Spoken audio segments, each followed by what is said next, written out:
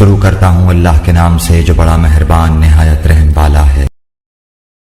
سفیان sorry نے بیان کیا، ان سے سلیمان آمش نے، ان سے ابو الدحا نے، ان سے مسروق نے، ان سے عبداللہ بن مسعود نے۔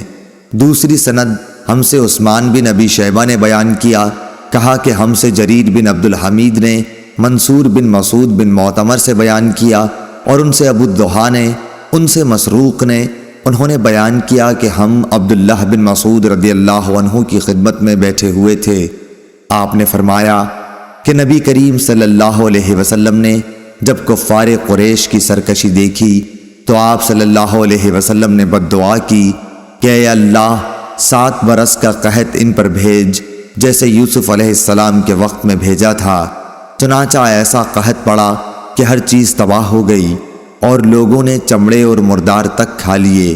بھوک کی شدت کا یہ عالم تھا کہ آسمان کی طرف نظر اٹھائی جاتی تو دھوئیں کی طرح معلوم ہوتا تھا۔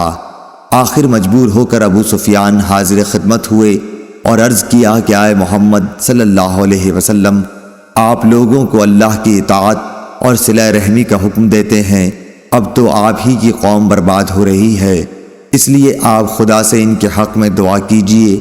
اللہ تعالیٰ نے فرمایا کہ اس دن کا انتظار کر جب آسمان صاف دھواں نظر آئے گا۔ آیت انکم عائدون تک، نیز جب ہم سختی سے ان کی گرفت کریں گے۔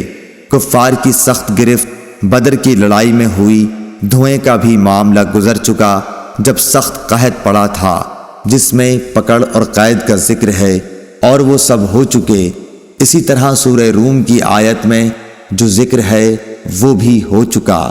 صحیح بخاری حدیث نمبر 1007۔